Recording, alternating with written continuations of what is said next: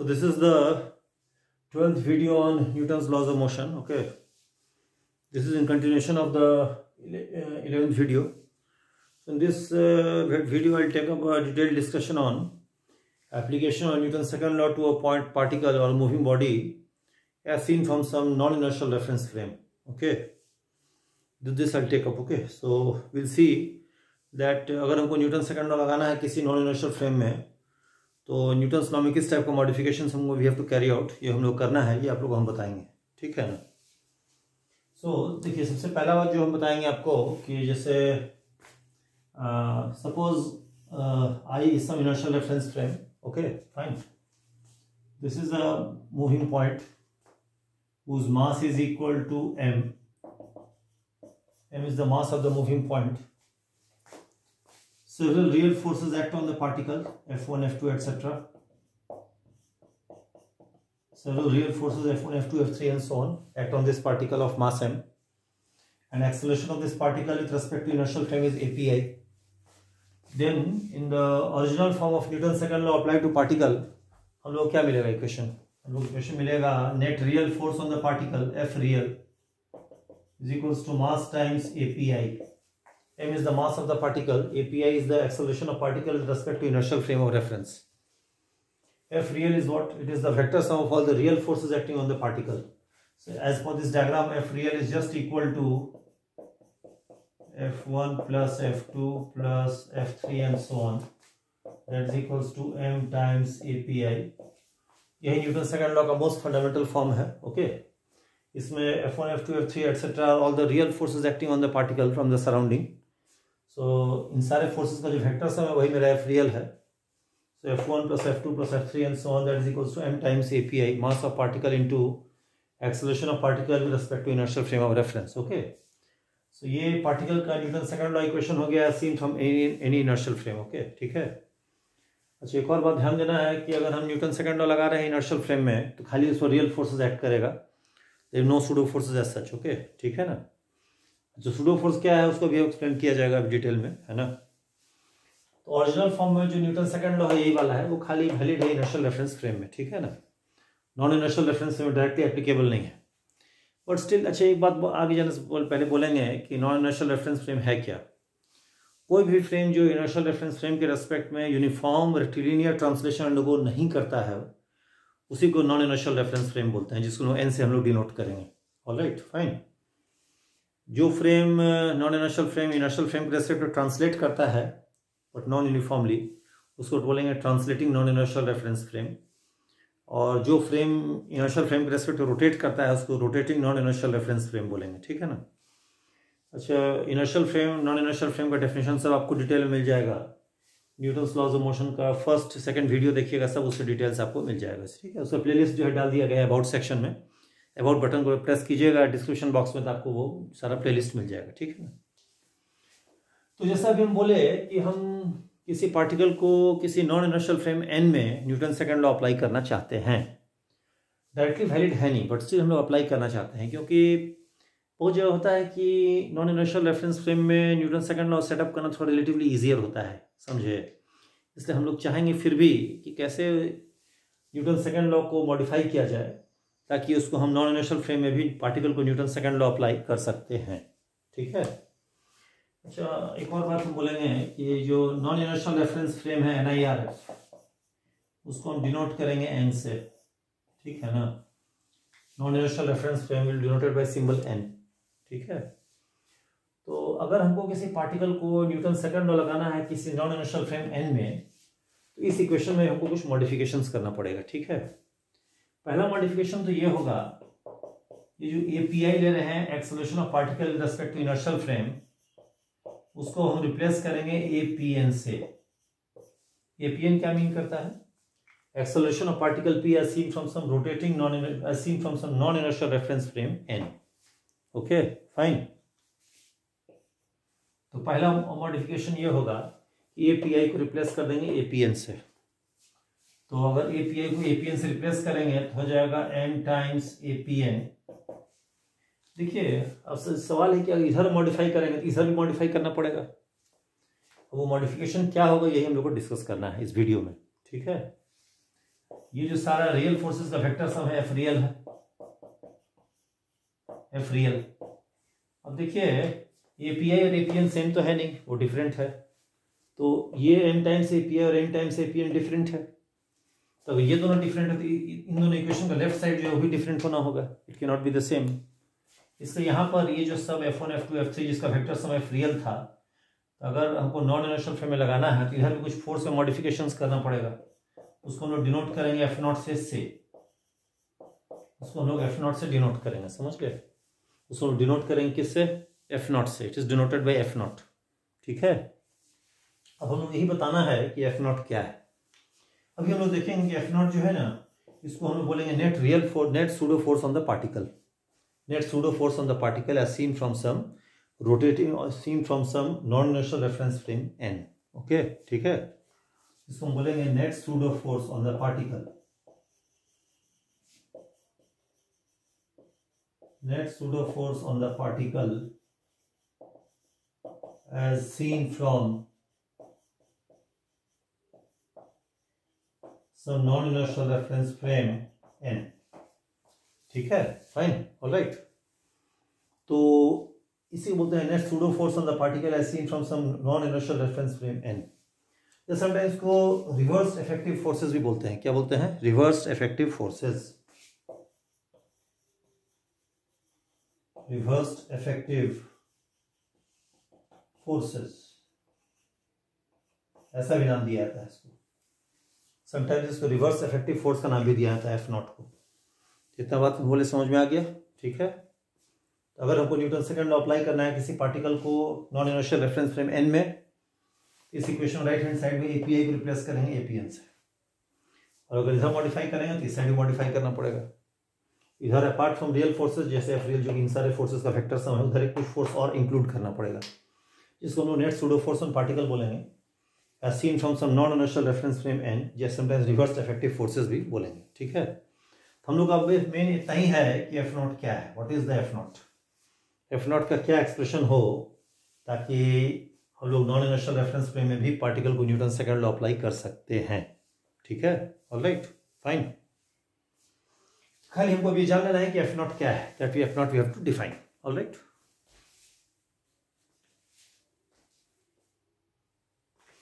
जिसको मिटा जाता है, ठीक है ना।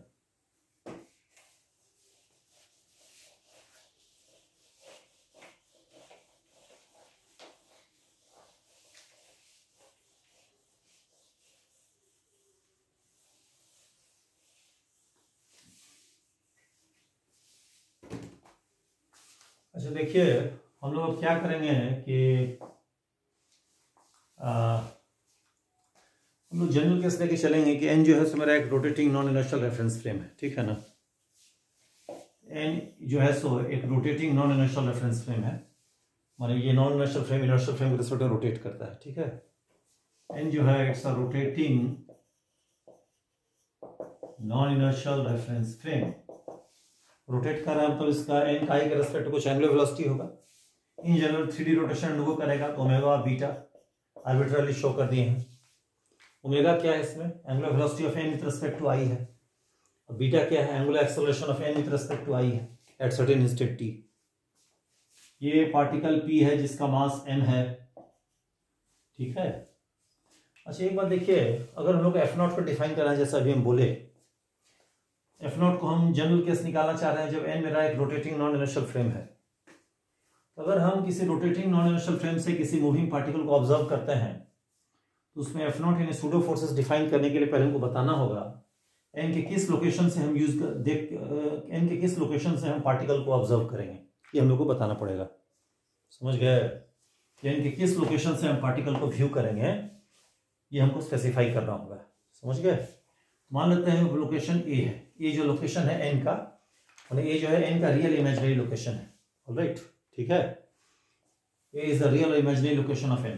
रियल लोकेशन जो बोलेंगे तो ए जो है n का मटेरियल पॉइंट है, और इमेजिनरी लोकेशन बोलेंगे तो उसका एक्सटेंशन पॉइंट है, जिसका सारा डिटेल्स आपको रिलेटिव वेलोसिटी के वीडियोज में मिल जाएगा, ठीक है, जिसका प्लेलिस्ट डाल दिया गया है इसमें। अबाउट बटन प्रेस कीजिएगा, डिस्क्रिप्शन बॉक्स में जाके अबाउट बटन दीजिए तो रिलेटिव वेलोसिटी का प्लेलिस्ट मिल जाएगा। उसमें 59 वीडियोज अपलोडेड है रिलेटिव वेलोसिटी का, उसमें आपको उन वीडियोज में सारा ऐसे डिटेल्स उसमें मिल जाएगा, ठीक है। सो ये मेरा कोई लोकेशन है n का, ये पार्टिकल p हो गया, किसी इंस्टेंट पे a से पार्टिकल p जो वेक्टर है वो rpa है, ठीक है, ऑलराइट। अच्छा, जैसा कि हमने डिस्कस कर चुके हैं 13th video on relative velocity, उसका भी प्लेलिस्ट आपको सारा उसमें डाल दिया गया है, डिस्क्रिप्शन बॉक्स में जाके अबाउट बटन प्रेस कीजिएगा तो उसमें आपको वो रिलेटिव वेलोसिटी का प्लेलिस्ट खुल जाएगा, उसमें 13 वीडियो में जाइएगा तो मिल जाएगा जो रिजल्ट अभी यूज करेंगे। तो acceleration of p with respect to inertial frame i API, इसको डिटेल्स 13 वीडियो रिलेटिव वेलोसिटी मिलेगा जैसा भी हम बोले आपको। इसको लिखेंगे APN plus AAI plus beta cross RPA plus 2 omega cross VPN plus omega cross RPA। इसका प्रूफ आपको 13 वीडियो ऑन रिलेटिव वेलोसिटी मिल जाएगा, समझ गए, ऑलराइट, ठीक है। अब हम लोग को API का मीनिंग क्या है बता दिए, APN क्या है, सब मीनिंग क्लियर है। अब हम लोग को बताना है कि इसका न्यूटन सेकंड लॉ इक्वेशन क्या होगा n से देखने पर। n से देखने में जैसा अभी हम बोले थे उसका न्यूटन लॉ इक्वेशन क्या लिखाएगा, f real plus f not is equal to n times APN, यही क्वेश्चन होगा। हम लोग क्या करेंगे, इस इक्वेशन को सॉल्व कर देंगे APN के लिए। APN meaning what, acceleration of particle p with respect to non inertial reference frame n, वही APN है। APN को अगर सॉल्व करेंगे तो APN को क्या लिखेंगे, इसको लिखेंगे API minus AAI minus beta cross RPA minus 2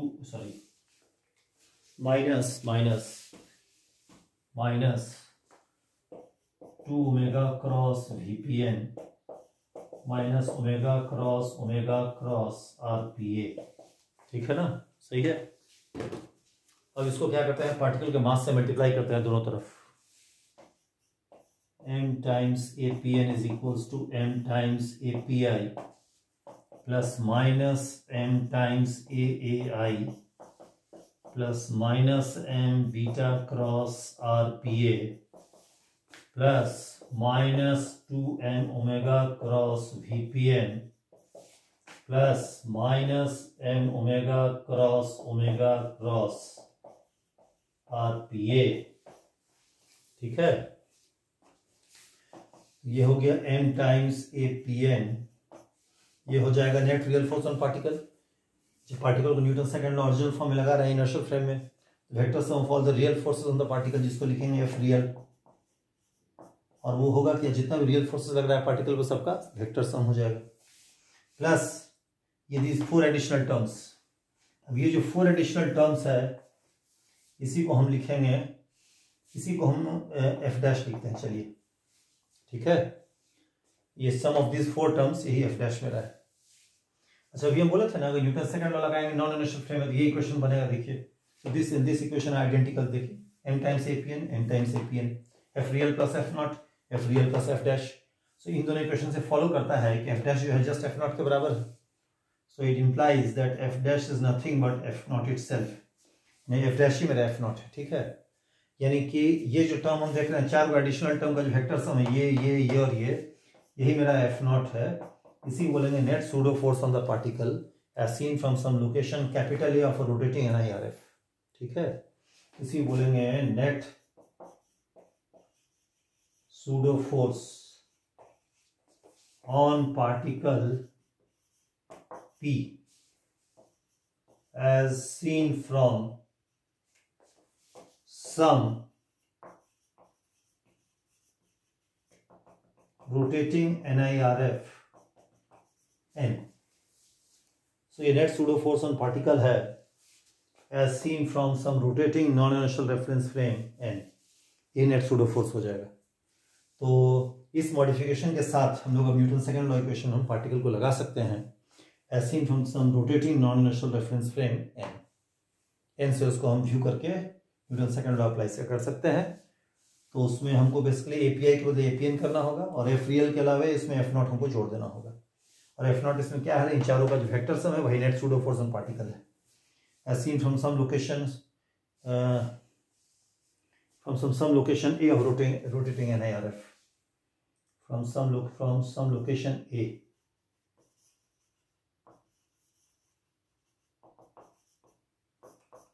of some rotating NIRF n। तो किसी rotating non inertial reference frame के लोकेशन ए से एम पी को देखेंगे तो उस पर ये रियल फोर्सेस के अलावा ये 4 और सूडो फोर्स एक्ट करता दिखेगा, और ये चारों सूडो फोर्स का जो वेक्टर सम है उसी को net pseudo force on the particle बोलेंगे, जिसको एफ नॉट से हम डिनोट करेंगे। इसका दूसरा नाम क्या हो जाएगा, रिवर्स्ड इफेक्टिव फोर्सेस हुआ, समझे। ये सब भी आपका सूडो फोर्स या रिवर्स्ड इफेक्टिव फोर्स का नाम भी दिया जाता है। ठीक है, क्लियर हो गया इतना। तो ये आपका सूडो फोर्स का 4 सूडो फोर्स एक्ट करेगा। अब जरा हम लोग क्या करते हैं, 1 बाय 1 सारे सूडो फोर्सेस को सेपरेट एनालिसिस करते हैं, ठीक है ना। इसको मिटा देते हैं, पूरा मिटा देते हैं।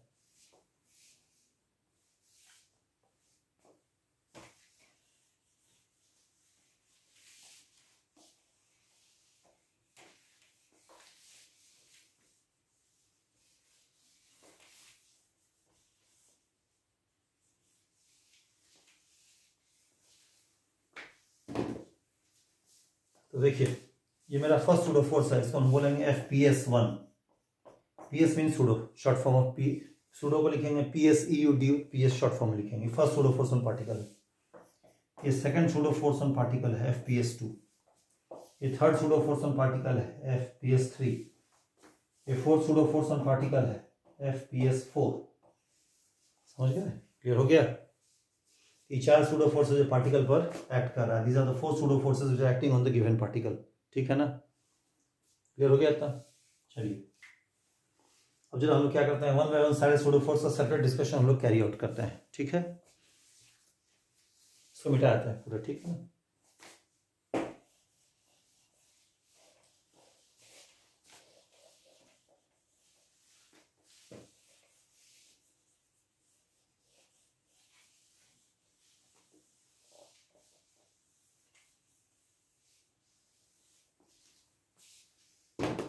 तो देखिए फर्स्ट सूडो फोर्स FPS1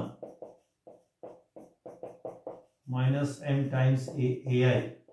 ठीक है, अच्छा पहला सूडो फोर्स देखिए ये राइज क्यों करता है, बिकॉज कैपिटल ए का इनर्शियल फ्रेम के रिस्पेक्ट टू कुछ नॉन जीरो एक्सेलरेशन है, इसलिए सूडो फोर्स राइज करता है। ठीक है ना, ये first pseudo force on the particle P हो गया। So this pseudo force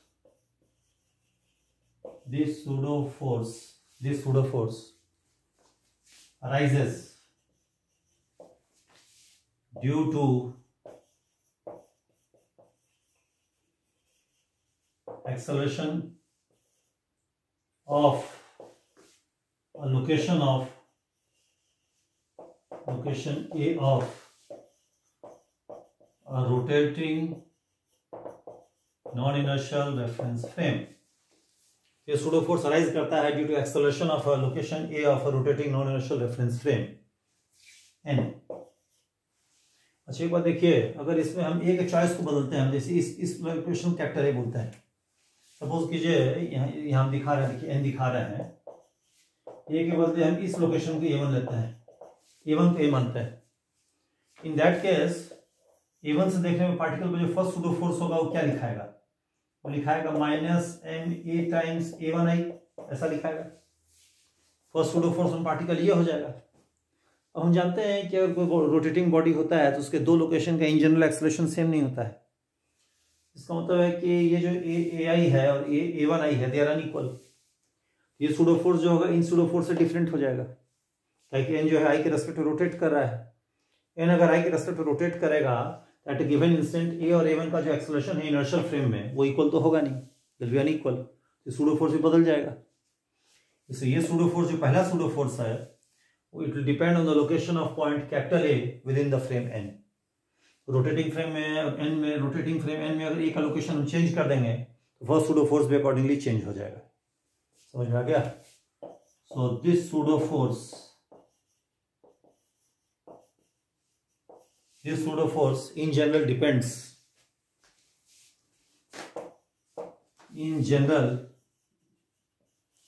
depends on choice of location A within n।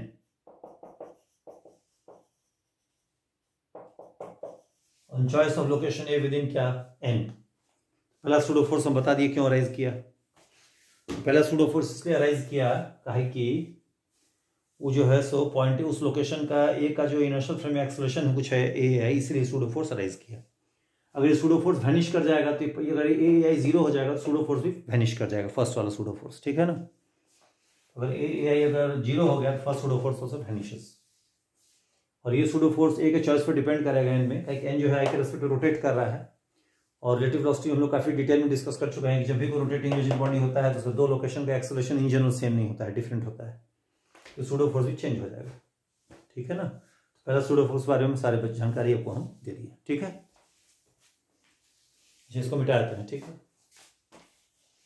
अब जरा हम बात करेंगे सेकंड सूडो फोर्स का, ये वाला FPS2 का, ठीक है ना।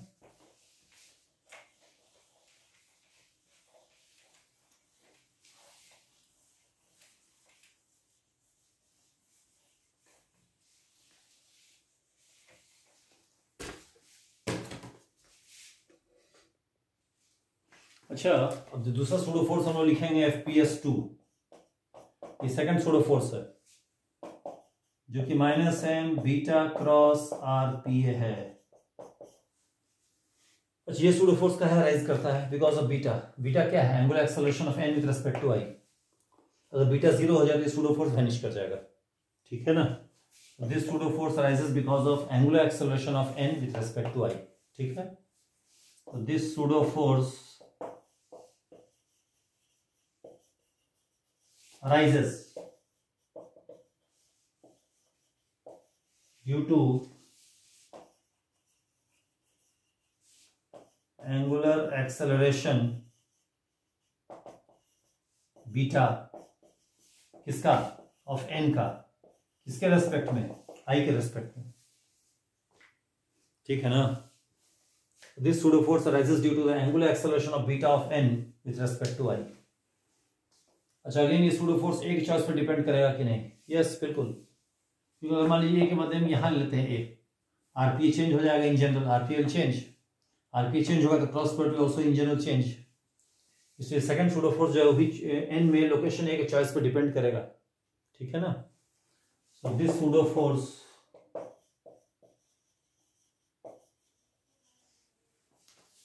Also in general depends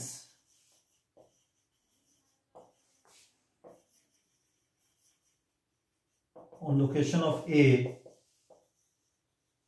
within n का है because of this vector, because of the vector RPA। अगर RPA चेंज करेगा इन जनरल तो ये सूडो फोर्स भी चेंज हो जाएगा, ठीक है ना। तो सेकंड सूडो फोर्स अराइज इसलिए करता है क्योंकि n का i की रेस्पेक्ट में कुछ एंगुलर एक्सेलरेशन है बीटा, और ये सूडो फोर्स ए के चॉइस पर डिपेंड करेगा कि अगर ए का लोकेशन चेंज करेंगे, एन के किसी और लोकेशन को कैपिटल ए मानेंगे, जैसे ए इसको मान लिए, आरपीए ये हो जाएगा, इसके बदले आरपीए ये हो जाएगा, ये नहीं होगा ये वाला होगा। आरपीए चेंज हो जाएगा तो सूडो फोर्स भी क्या होगा? चेंज कर जाएगा। अच्छा, जरूरी नहीं चेंज करे, हिस्सा नहीं भी करे। कौन सा केस वो चेंज नहीं करेगा ए के चॉइस पर? वो इस केस में देखिए, ये इनर्शियल फ्रेम है, ठीक है ना, ये नॉन इनर्शियल फ्रेम एन है। सपोज कीजिए ये मेरा बीटा है, angular acceleration of n with respect to i, ये पार्टिकल p है, ये पॉइंट a है, देखिए ये मेरा RPA है। यहां से देखेंगे तो सेकंड सूडो फोर्स कितना होगा? -m बीटा क्रॉस RPA होगा। अच्छा, मान लीजिए हम एक लाइन बनाते हैं जो a से पास करता है और वेक्टर बीटा के पैरेलल है, देखिए। अब हम इस लाइन पर a को कहीं भी ले लेंगे तो सूडो फोर्स का मैग्नीट्यूड और डायरेक्शन कुछ नहीं चेंज करेगा सेकंड सूडो फोर्स का। तो जैसे मान लीजिए ए यहाँ था, आरपीए ये एंगल हो गया, सिर्फ थीटा हो गया, तो सेकंड सूडो फोर्स का मैग्नीट्यूड क्या लिखेंगे? इसको कैपिटल ए मानेंगे तो सेकंड सूडो फोर्स का मैग्नीट्यूड क्या लिखा है बोलिए? -m बीटा RPA इंटू क्या? साइन थीटा, ये हो जाएगा, इसका मॉडुलस ये हो जाएगा। अच्छा, RPA साइन थीटा क्या होगा? Length of normal let fall from point P on the line of action of this vector beta, this one, ये डिस्टेंस नॉर्मल ड्रॉप कर दिए P से इस लाइन पर। लाइन जो है इसे पास करता है और बीटा के पैरेलल है, यहाँ से नॉर्मल ड्रॉप कर दिए, देखिए ये आपका थीटा है, राइट एंगल ट्रायंगल है, ये हाइपोटेन्यूज है, तो ये डिस्टेंस क्या हो जाएगा? RPA साइन थीटा हो जाएगा, ये हो जाएगा, बोलिए होगा ना RPA साइन थीटा।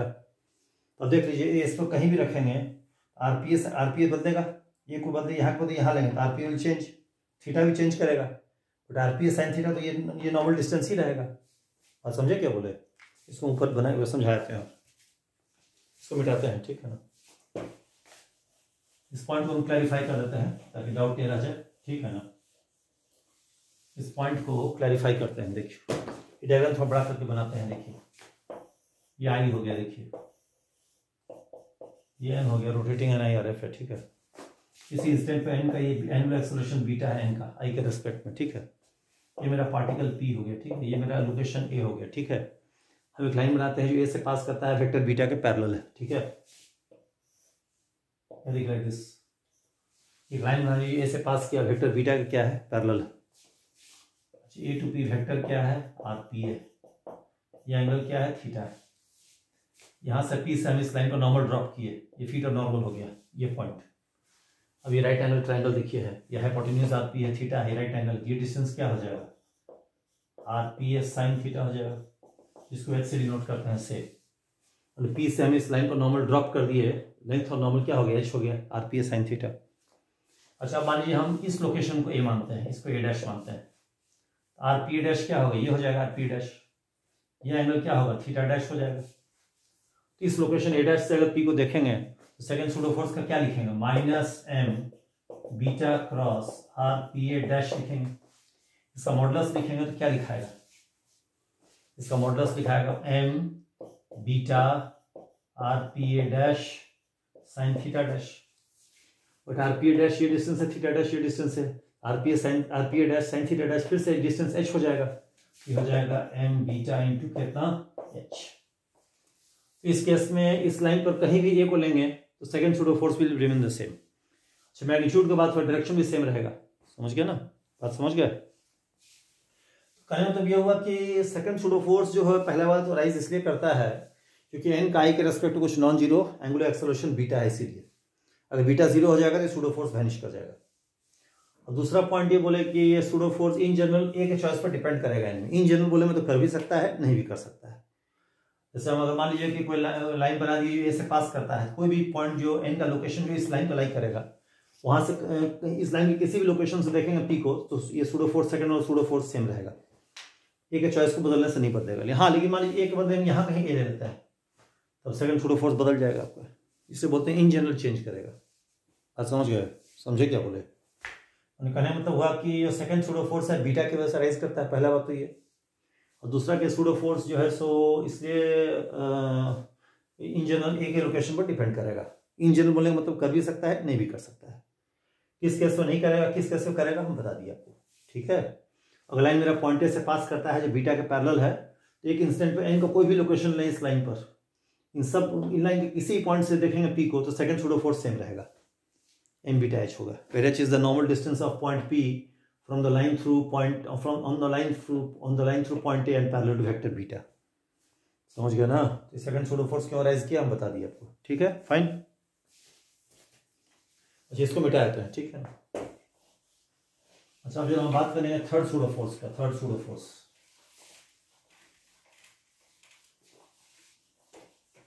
अब हम लोग बात करेंगे किसका, थर्ड सूडो फोर्स का बात करेंगे। Third pseudo force FPS3,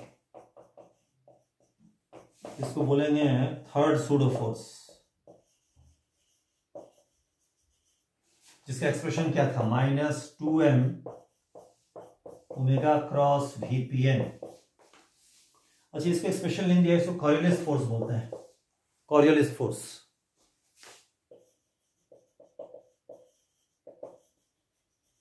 it's called the Coriolis force.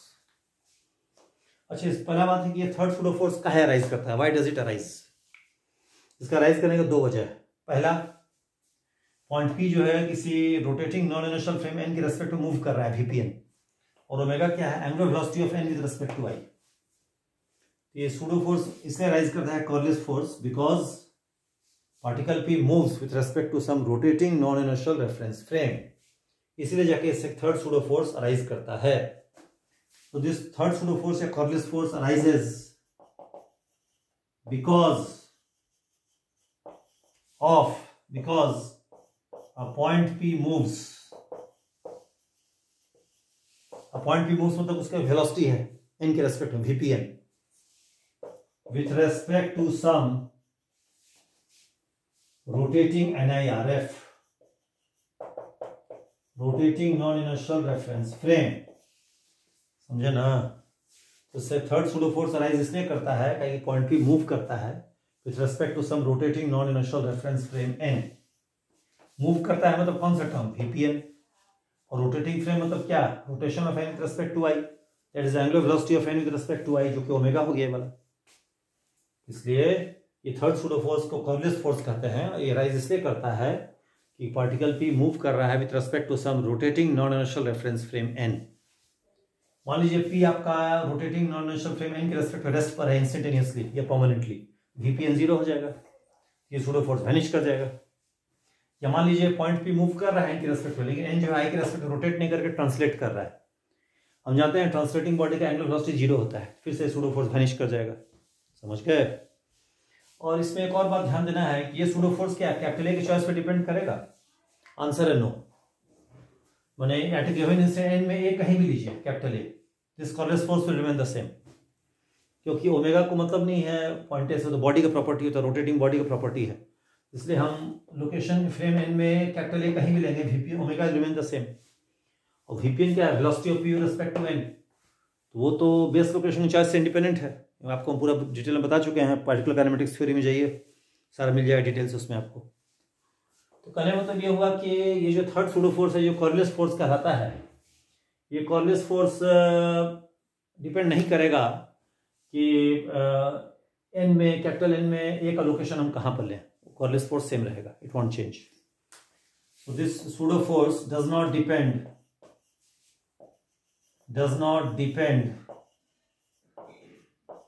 on the location capital A within n. It does not depend on location capital A within n. And at a given instant n की किसी भी location से p को देखेंगे, third pseudo force वही का वही रहेगा। समझ गए। थर्ड सूडो फोर्स भी बता दिया आपको हम, क्लियर हो गया। अच्छा, लास्ट सूडो फोर्स FPS4 है, जिसको बोलते हैं minus m omega cross RPA। ये फोर्थ सूडो फोर्स है, इसको समटाइम्स सेंट्रीफ्यूगल फोर्स भी बोलते हैं।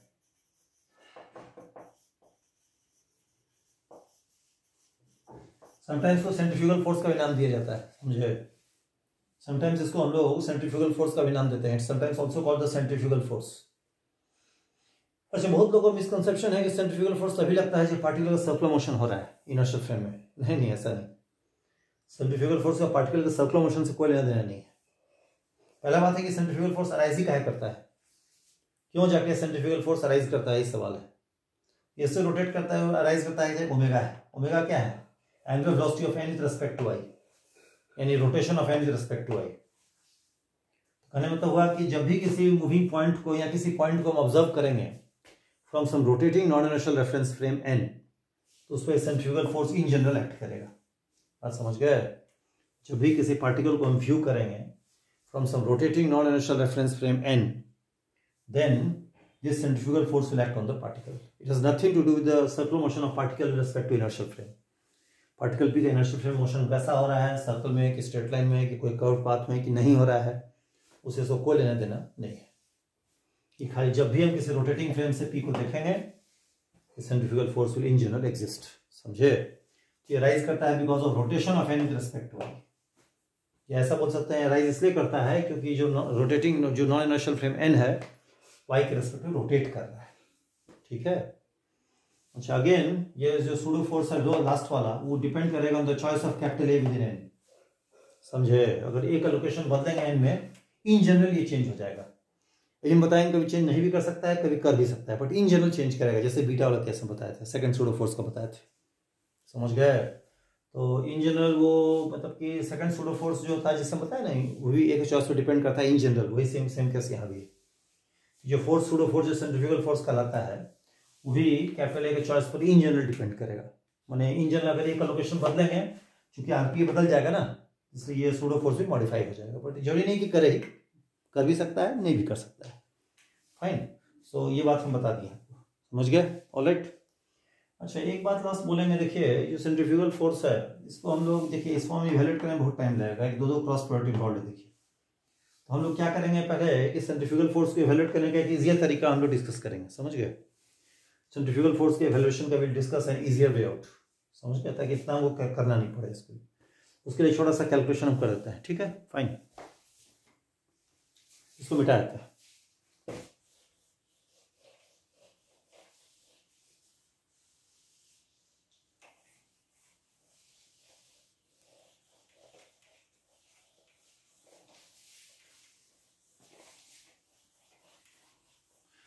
देखिए इस सेक्शन को आपको पढ़ना पड़ेगा, अगर आप जे एडवांस का प्रिपरेशन कर रहे हैं ना, तो ये तो जानना होगा आपको, detail theory of pseudo forces, even तो सिलेबस के बाहर भी जानना पड़ेगा।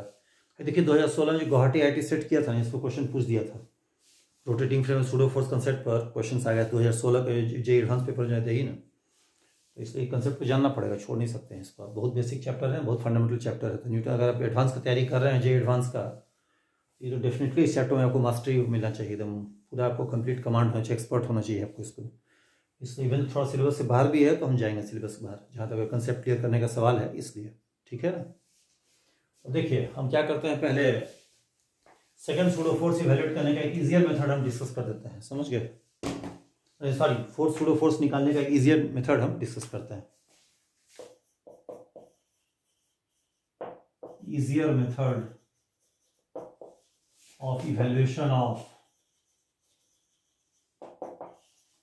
centrifugal force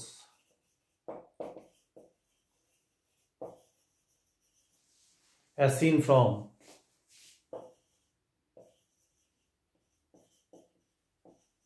some location, as seen from some location A of n, एक rotating non axial reference frame है, कुछ ओमेगा एंगुलर वेलोसिटी है उसका। देखिए इसको हम डायग्राम को यहाँ बनाते हैं, ठीक है। देखिए इसको हम यहाँ पर नीचे बनाते हैं, ठीक है ना।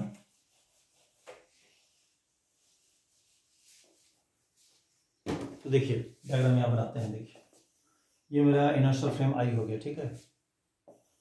ये मेरा rotating non axial frame N हो गया, ये इसका एंगुलर वेलोसिटी ओमेगा हो गया इनका आई के रिस्पेक्ट पर टी टाइम पर। ये मेरा मूविंग पॉइंट पी हो गया, ठीक है। ये लोकेशन एन का है, एन के रेस्पेक्ट में फिक्स्ड है, मतलब आई के रेस्पेक्ट में मूव कर रहा है इन जनरल, बट एन के रेस्पेक्ट में फिक्स्ड है। और ये मेरा आर पी हो गया, देखिए आर पी हो गया। ये लाइन है जो ऐसे पास करता है, वेक्टर ओमेगा क्या है, पैरेलल है। देखिए ऐसे पैरेलल लाइन बना दिया है, लाइन जो ऐसे पास करता है वेक्टर ओमेगा के पैरेलल है, उस इंस्टेंट ओमेगा के पैरेलल है, ठीक है। अच्छा, और अच्छा इसको हम लाइन बोलेंगे, लाइनल, इसको नाम क्या बोलेंगे, लाइनल बोलेंगे, लाइनल, समझ गए ना, क्या बोलेंगे इसको, लाइन एल बोलेंगे, ठीक है ना, समझ गए। इसको हम लाइन एल का नाम देंगे, ठीक है, फाइन, ऑलराइट। तो देखिए अब हम क्या किए, ओमेगा को मानते हैं यूनिट वेक्टर मेरा E1 हैट है, और ये लाइन पैरेलल है ओमेगा के, तो unit vector along omega is E1 hat. So हम वेक्टर ओमेगा को लिखेंगे, वेक्टर का थ्योरी से ओमेगा इनटू E1 हैट ऐसा लिखेंगे, ठीक है ना। अच्छा हम क्या करेंगे, पी से इस लाइनल को नॉर्मल ड्रॉप किए, देखिए पी डैश मेरा फीट और नॉर्मल हो गया from point P on this Lionel. मान लेते हैं डिस्टेंस मेरा स्मॉल आर है, समझे। मान लेते हैं ये मेरा यूनिट वेक्टर E0 है, P dash to P. E0 hat is a unit vector from P dash to P, और ए से पी डैश में यूनिट वेक्टर E1 हैट है जो कि वेक्टर ओमेगा के पैरेलल है, ठीक है। अब इसको पार्टिकल पर हम फोर्स सूडो फोर्स निकालते हैं सीन फ्रॉम लोकेशन ए, तो लिखेंगे FPS4, क्या लिखेंगे उसको, minus M omega cross how much RPA, ये हो जाएगा ना। अच्छा अब इसको हम यहाँ पर कैलकुलेट करते हैं, ठीक है, लाइन बनाते हैं, ठीक है। इसको लिखेंगे माइनस एम ओमेगा क्रॉस। अब इस ओमेगा को कैसे लिखेंगे, ओमेगा इंटू E1 हैट, जैसे हम बताया अभी। इसको E0 हैट नहीं करके इसको E हैट कर देते हैं, यहाँ E0 बस E हैट कर दिए, बस रोटेशन छोटा करने के लिए, और कोई बात नहीं। तो क्या लिखेंगे, ओमेगा वेक्टर को क्या लिखेंगे, omega into E1 hat cross RPA होगा ये वेक्टर प्लस ये vector, triangle of vector addition. मान लेते हैं ऐसे पी डैश का डिस्टेंस R1 है, ए से पी डैश का डिस्टेंस r1 है, ठीक है, और पी डैश से पी का डिस्टेंस r है। पी डैश क्या है? Feet of normal let fall from point P on this line L। तो आरपीए लिखेंगे आरपीए को this vector plus this vector, इस वेक्टर को लिखेंगे r1 into E1 hat, r1 into E1 hat plus vector P dash P यानी RE hat. हो गया, ठीक है। इसको लिखेंगे माइनस एम ओमेगा क्रॉस, इसको तोड़ देंगे डिस्ट्रीब्यूटिव लॉ से, omega r1 E1 hat cross E1 hat plus omega r E1 hat cross क्या E हैट। हो गया ये वाला। अच्छा, E1 hat cross E1 hat zero हो जाएगा by the rule of cross product of two vectors. Parallel vector का cross product हमेशा जीरो होता है, दिस टर्म गोज अवे। हो जाएगा माइनस एम ओमेगा वेक्टर को लिखेंगे ओमेगा इंटू E1 हैट लिखेंगे, ये ओमेगा r हो गया इंटू E1 हैट क्रॉस क्या E हैट हो गया, ओमेगा r बाहर आ जाएगा, M omega square r into E1 hat cross कितना E हैट हो गया। हो गया। अच्छा देखिए ट्रिपल प्रोडक्ट है नहीं, वेक्टर ट्रिपल प्रोडक्ट। अब देखिए आपको पता होना चाहिए A cross B cross C जो ट्रिपल प्रोडक्ट है उसे कैसे लिखते हैं? एक तो B into C dot A minus C into A dot B, ये फॉर्मूला यहाँ लगा देते हैं। ए के बदले ये हो गया, बी के बदले ये हो गया, सी के बदले ये हो गया। ये क्या लिखेंगे? यहाँ लाइन बना देते हैं minus M omega square E1 hat cross E hat, B into C dot A E hat dot E1 hat minus C into A dot B E1 hat dot E1 hat. हो गया। और E और E1 hat mutually perpendicular unit vectors है, दो perpendicular vector का dot product zero होता है, ये टर्म वैनिश कर गया। E1 hat dot E1 hat unit vector खुद से डॉट करेंगे तो 1 देगा हमको, और माइनस में इसमें प्लस हो जाएगा M omega square R into क्या ई हैट, ये 1 हो गया क्वांटिटी। तो देखिए ये सेंट्रीफ्यूगल फोर्स हो गया किस पर? पी पर, as seen from some location A of this frame N, M omega square R into E hat. देखिए बड़ा आसान तरीका है। तो जब भी हम लोग सूडो फोर्स का बात करेंगे ना FPS4 का, तो ये वाला यूज करेंगे, ये घूम फिर के इतना ही आता है ना, तो इसको यूज करेंगे डायरेक्ट हम लोग, समझ गए ना। सो यहाँ जाके आपको हम बता दिए है कि जो फोर्स सूडो फोर्स है वो इतना होता है। उसको एग्जैक्ट करने का इजी रूल क्या है, अगर हम फिर से डिस्कस कर देते हैं। हम एक लाइन पर किसी इंस्टेंट टी पर हम P पर सेंट्रीफ्यूगल फोर्स निकाल रहे हैं लोकेशन ए से, एन का एक लोकेशन ए है। हम पहले एक स्ट्रेट लाइन ड्रॉ करेंगे जो ए से पास करेगा और उस इंस्टेंट पर ओमेगा के पैरेलल होगा, इसको लाइन एल का नाम देंगे। फिर हम क्या करेंगे? पी से नॉर्मल ड्रॉप करेंगे लाइन एल पर, पी डैश उसका फीट ऑफ नॉर्मल है, पी डैश से पी का यूनिट वेक्टर ई हैट है और पी डैश से पी का डिस्टेंस आर है। तो centrifugal force on P as seen from location A of N होगा M omega square R into E hat. समझ गए? ये सेंट्रीफ्यूगल फोर्स का इजी मेथड ऑफ इवैल्यूएशन है। आगे जब भी हम लोग सेंट्रीफ्यूगल फोर्स का बात करेंगे ना, तो हम लोग इसी रिजल्ट को यूज करेंगे बार बार, उसको नहीं लिखेंगे बार लंबा शॉर्ट मेथड, जो लंबा एक्सप्रेशन इन्हें लिखे डायरेक्ट ये लिखेंगे। समझ गए? अच्छा अब देख लीजिए, इससे क्लियर हो गया कि एक इंस्टेंट पर ए को कहीं भी रखे, लाइनर पर ए को कहीं भी ले रहे हैं, ये सेंट्रीफ्यूगल फोर्स सेम रहेगा। इस मान लीजिए यहाँ लेते हैं ए को, आरपीए मेरा यहाँ से यहाँ हो जाएगा, नहीं होगा। अगर इसको ए मान लेंगे, इसके बदले इसको ए मानेंगे, तो कैपिटल ए से पी का आरपीए, इसके बदले ये वाला आरपीए हो जाएगा। इसका फिर से नॉर्मल ड्रॉप करेंगे पी डैश पर, तो आर ही रहेगा, ये सेंट्रीफ्यूगल फोर्स सेम रहेगा। और हाँ, अगर मान लीजिए ए को हम कैपिटल ए को इस लाइनर पर लेकर कहीं और लेंगे, तब सेंट्रीफ्यूगल फोर्स बदल जाएगा। इसलिए हम बोलेंगे कि जो फोर्स सूडो फोर्स है centrifugal force in general capital A के लोकेशन पर डिपेंड करेगा। इन जनरल उन्हें कभी कर भी सकता है, नहीं भी कर सकता है, इन जनरल डिपेंड करेगा। कब करेगा कब नहीं करेगा हम समझा दिए, ठीक है। कि फोर्स सूडो फोर्स क्या होता है ये भी हम समझा दिए, क्लियर हो गया। अच्छा इसको मिटा देता है, ठीक है ना।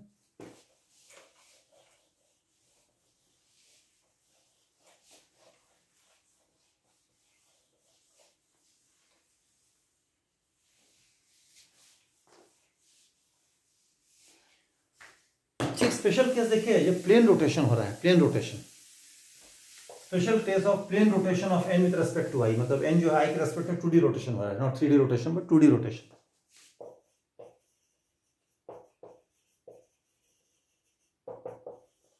Of N with respect to I, और ए और P same base plane lie करता है, P and A lie in the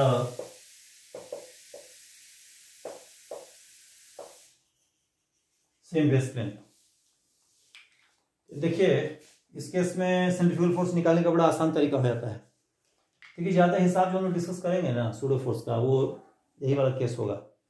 rotating कोई जो नॉन इनर्शियल फ्रेम है ना, रोटेटिंग नॉन इनर्शियल फ्रेम जिली प्लेन रोटेशन अंडरगो कर रहा हो, 3D नहीं 2D रोटेशन, समझ गए। तो उसमें देख लीजिए जैसे हम यहाँ बताते हैं, देखिए ये मेरा आई हो गया, ये मेरा एन हो गया, ये मेरा पार्टिकल पी हो गया। यहाँ पर एन जो आई के रेस्पेक्ट मान लीजिए प्लेन रोटेशन अंडरगो कर रहा है, मान लीजिए एंगुलर वेलोसिटी एन का आई के रेस्पेक्ट क्लॉकवाइज सेंस में, क्लॉकवाइज सेंस ओमेगा है, समझ गए। Omega is in clockwise sense ऐसा माने हैं। अच्छा ए से लोकेशन, ए जो है एन का एक लोकेशन है, कैपिटल ए एन का लोकेशन है, यानी एन के रेस्पेक्ट टू फिक्स लोकेशन है, बट ए आई के रेस्पेक्ट मूव कर रहा हो सकता है। ए से हम पी को सूडो फोर्स निकाल रहे हैं, आर पी है, ये सॉरी ए से पी का वेक्टर आर पी है, लोकेशन ए से हम पी को सूडो फोर्स निकाल रहे हैं फोर्थ वाला, जो कि हम जानते हैं कितना है, M omega square R into E hat होता है अभी। अच्छा यहाँ पर देखिए यहाँ ओमेगा क्लॉकवाइज है, हम जानते हैं कि प्लेन मोशन के केस में जब क्लॉकवाइज ओमेगा होता है तो omega normal to base plane होता है, omega is always normal to base plane, है ना। जैसे क्लॉकवाइज ओमेगा है तो ओमेगा ये इधर डायरेक्टेड होगा राइट हैंड थंब रूल से, ओमेगा एंटी क्लॉकवाइज ओमेगा ऐसे डायरेक्टेड होगा। मान लीजिए ओमेगा क्लॉकवाइज हो या एंटी क्लॉकवाइज हो, दोनों केस में ओमेगा का जो डायरेक्शन होगा इस वेक्टर आर पी के परपेंडिकुलर हो जाएगा। देखिए मान के चल रहे हैं ए और बी सेम बेस प्लेन में, तो ए और पी जो लाइन जोड़ता है आर पी वो भी बेस प्लेन में लाई करेगा। ओमेगा एन का आई के रेस्पेक्ट ओमेगा या तो क्लॉकवाइज होगा एंटी क्लॉकवाइज होगा, दोनों में से कोई भी होगा। ओमेगा अगर क्लॉकवाइज होगा तो इसका डायरेक्शन इनवर्ड होगा ऐसे, और ओमेगा एंटी क्लॉकवाइज हो तो ओमेगा का डायरेक्शन आउटवर्ड होगा ऐसे। इस केस में लाइनल जो भी हम लोग बात किए, लाइनल की बात किए थे, लाइनल देखिए लाइनल इसमें कौन सा लाइन होगा, line through A and parallel to vector omega. Line L simply ये लाइन देखिए लाइनल हो जाएगा, जो ए से पास करता है वेक्टर ओमेगा के पैरेलल है। ओमेगा का डायरेक्शन ऐसे सेंस ऐसे हो चाहे ऐसे हो, डायरेक्शन तो इसी लाइन के लॉन्ग होगा, ये लाइनल हो गया। देखिए पी से नॉर्मल ड्रॉप किया लाइनल पर, ये नॉर्मल डिस्टेंस आर पी जो यही परपेंडिकुलर डिस्टेंस आर हो जाएगा। पी से ये मेरा लाइनल हो गया, ए से पास करता है, लाइनल जो ए से पास करता है, ए से लाइनल, पी से नॉर्मल ड्रॉप किया लाइनल पर, यहां से परपेंडिकुलर डिस्टेंस आर पी है वही आर हो जाएगा। In that case centrifugal force जो लगेगा इस पर वो क्या होगा, M omega square R into E hat होगा। अब आर क्या है, आर पी है वही आर हो गया, और ई हैट क्या है, unit vector from P dash to P. अच्छा पी डैश इसमें कौन सा पॉइंट है, P dash is the feet of normal let fall from P on line L, ये मेरा लाइनल है। देखिए पी से नॉर्मल ड्रॉप करेंगे लाइनल पर तो पॉइंट यही P dash feet of normal होगा, वो पॉइंट ए इटसेल्फ है। तो यूनिट वेक्टर जो होगा वो E hat unit vector from P dash to P है, ए टू पी है, तो सेंट्रीफ्यूगल फोर्स हो जाएगा M omega square R E hat हो गया, ये हो जाएगा M omega square R E hat, वो डायरेक्टेड होगा ए टू पी डायरेक्टेड होगा, directed from A to P. तो प्लेन मोशन में सेंट्रीफ्यूगल फोर्स का इवैल्यूएशन बड़ी इजी है। अगर ए और P same base plane situated है और ए से हम देख रहे हैं पी पर सेंट्रीफ्यूगल फोर्स, तो हम क्या करेंगे कि ए टू पी लाइन जोड़ देंगे, डिस्टेंस आर है, तो centrifugal force on P as seen from location A हो जाएगा M omega square R into E hat, where R is just the R P A distance, distance of P from A, R P A वही small R से denote होगा। और जो line L है मेरा, ये line through A normal to omega, ये पैरेलल टू ओमेगा, ये लाइनल हो गया मेरा। और यहाँ से पी से नॉर्मल ड्रॉप करेंगे लाइनल पर तो पॉइंट ए वही पी डैश हो जाएगा, फीट ऑफ नॉर्मल। और यूनिट वेक्टर जो होता है centrifugal force P dash to P यानी ए टू पी, यानी जिसका यूनिट वेक्टर ई हैट माने। तो centrifugal force on point P as seen from some location A in the same base plane is simply M omega square R into E hat. इसको direct diagram में दिखाएंगे तो ऐसे रहेगा, into E hat है, देखिए सॉरी एरो नहीं रहेगा। सेंट्रीफ्यूगल फोर्स का magnitude M omega square R होगा, it is along the line A to P, इस डायरेक्शन में सेंट्रीफ्यूगल फोर्स एक्ट करेगा। बस समझ गया ना, सेंट्रीफ्यूगल फोर्स एक्ट करेगा पी पर, वो एम ओमेगा स्क्वायर आर होगा from A to P away from point A. समझ गए, क्लियर हो गया अंदर, इसको मिटा दें, ठीक है। अभी लास्ट पॉइंट बोलेंगे, देखिए लास्ट पॉइंट हम ये कहेंगे कि लास्ट पॉइंट जो बोलेंगे हम वो ये बोलेंगे, देखिए लास्ट पॉइंट हम ये कहेंगे कि देखिए ये चार सूडो फोर्स में से पहला वाला डिपेंड किया लोकेशन ए पर, कैपिटल ए पर, सेकंड वाला भी डिपेंड किया, थर्ड वाला नहीं किया, फोर्थ वाला किया इन जनरल। तो ये जो टोटल सूडो फोर्स है क्या वो एक चॉइस पर डिपेंड करेगा? आंसर है नो। टोटल सूडो फोर्स जो होगा एक चॉइस से इंडिपेंडेंट होगा, वहीं भी सेम रहेगा वाई। क्योंकि देखिए ये मेरा आई हो गया, हाँ इनर्शियल फ्रेम आई हो गया, ठीक है। ये मेरा कोई rotating non inertial frame N हो गया, ठीक है। ये मेरा ये कोई लोकेशन हो गया एन में, ठीक है। ये पी पॉइंट हो गया, ये आर पी हो गया, ठीक है। तो पी का मास एम मान लिया, पी को हम एन से लगा रहे हैं न्यूटन्स लॉ, ए से देख रहे हैं पी को। क्या इक्वेशन मिला हम लोग जो हमने डिस्कस किए सारे details. M A P N को क्या लिखे, वो लिखे उसको F real plus F naught लिखे। F naught charge pseudo force का वेक्टर से जैसे हम बताए। अच्छा देखिए ये जो एफ नॉट है नेट सूडो फोर्स, वो क्या लिखा है M A P N minus what F real हो गया। और देखिए ये जो मास ए पी एन है, एम को कोई लोकेशन ए के एन के लोकेशन से मतलब तो है नहीं, मास तो वही रहेगा। ए पी एन क्या है, acceleration of P with respect to N. N में हम बेस लोकेशन ए कहीं भी लेंगे, ए पी एन तो नहीं बदलेगा। ये क्वांटिटी जो देख रहे हैं वो ए के चॉइस से इंडिपेंडेंट हो गया। एफ रियल क्या है, vector sum of all the real forces acting on the particle. जो रियल फोर्सेस एक्ट करेगा उसको तो कोई मतलब ही नहीं है एन से ही, व्हाट टू से of point A with in an. इस क्वांटिटी को भी हमको एन के ए से कोई लेना देना तो है नहीं। इस टर्म को भी ए के चॉइस से इंडिपेंडेंट है, ये टर्म भी ए के चॉइस से इंडिपेंडेंट है। इसलिए जो वेक्टर डिफरेंस जो होगा एफ नॉट वो भी ए के चॉइस से इंडिपेंडेंट होगा। यानी कि पी पर जो नेट सूडो फोर्स लगेगा F not, net pseudo force F not जो एक्ट करेगा that is independent of location of point A with in an. समझ गए? So net pseudo force on P as seen from some rotating NIRF, some rotating NIRF as seen from some rotating NIRF is independent of choice of A within N. So net pseudo force on P as seen from some rotating NIRF N is independent of choice of location A within N. N में कहीं से भी देखेंगे net pseudo force will come out to be the same. इसका exact calculation आप कर रहे हैं pseudo force का, तो आप ये इनका कोई कन्वीनियंट लोकेशन लेके आप कैरी आउट कर सकते हैं। समझ गए? ये भी बता दिया आपको हम। और अब लास्ट पॉइंट ये डिस्कस करेंगे। मान लीजिए n मेरा I के रेस्पेक्ट ट्रांसलेटिंग NIRF है। इफ n जो है इज अ ट्रांसलेटिंग NIRF, हाँ okay. If n is a translating non inertial reference frame, मतलब n जो है I के रेस्पेक्ट में रोटेट नहीं कर रहा है, वही ट्रांसलेशन है। ट्रांसलेटिंग मीनिंग ओमेगा 0 हो जाएगा फॉर ऑल टाइम्स। अच्छा ओमेगा हमेशा 0 है नहीं, ओमेगा कांस्टेंट है, कांस्टेंट का डेरिवेटिव 0 होता है नहीं। ओमेगा का डेरिवेटिव बीटा जो होगा angular acceleration of N respect to भी 0 हो गया फॉर ऑल टाइम्स। अच्छा बीटा 0 हो गया यानी first second pseudo force fps2 vanish कर गया।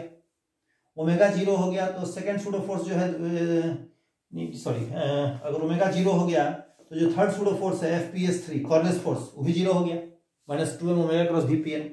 और ओमेगा 0 हो गया तो जो फोर्थ सूडो फोर्स है fps4 -m omega cross rpa वो भी 0 हो गया आपका।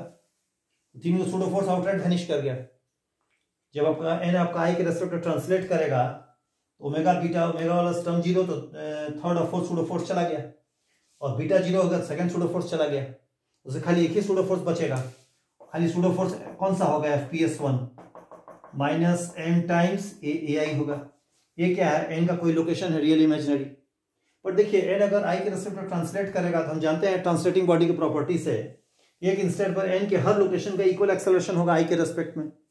तो ai को हम ये जो है कैपिटल U भी n का एक रियल इमेजिनरी लोकेशन है, और n अगर ट्रांसलेट करेगा I के रेस्पेक्ट में तो n का सब लोकेशन का आइडेंटिकल एक्सेलरेशन होगा एट गिवन इंस्टेंट। तो ai को हम ani का नाम दे सकते हैं। सो इन दैट केस अगर हम a से देखेंगे p पर सूडो फोर्स तो हो जाएगा सिंपली -m टाइम्स ani। ये सूडो फोर्स खाली एक्ट उस पर करेगा -m ani। समझ गए? तो n अगर ट्रांसलेटिंग नॉन इनर्शियल फ्रेम है तो 4 के जगह खाली 3 ही सूडो फोर्स लगेगा। और इसमें एक पॉइंट भी ध्यान देना है, तब ए का कोई चॉइस इमटेरियल रहता है। n अगर एक ट्रांसलेटिंग NIRF है, आप p को ऑब्जर्व कर रहे हैं n से, n की किसी लोकेशन देखिए सूडो फोर्स का नथिंग टू डू, सेम रहेगा। तो बात समझ गए ना क्या बोले? पी को हम देख रहे हैं एन से, और एन मेरा एक translating non inertial reference frame है, मतलब एन जो है के रेस्पेक्ट में ट्रांसलेट कर रहा है, बट मतलब it's translating but not rotating. तो पी पर जो सूडो फोर्स होगा एन के किसी भी लोकेशन देखेंगे सेम आ जाएगा, मैंने सेम ए एन आई। और यहाँ एक चॉइस को इज ए इमेटेरियल क्वेश्चन, ये कहना कि ए के किस लोकेशन एन के किस लोकेशन से पी को देख रहे हैं, दैट इज नो मीनिंग, समझे ना। ए का कोई चॉइस का मीनिंग ही नहीं, just from frame itself, so minus N times A N I. ये फर्स्ट सूडो फोर्स मैंने आपका ये हो जाएगा, समझ गया ना, फाइन, ऑलराइट। अच्छा इसको मिटा देते हैं।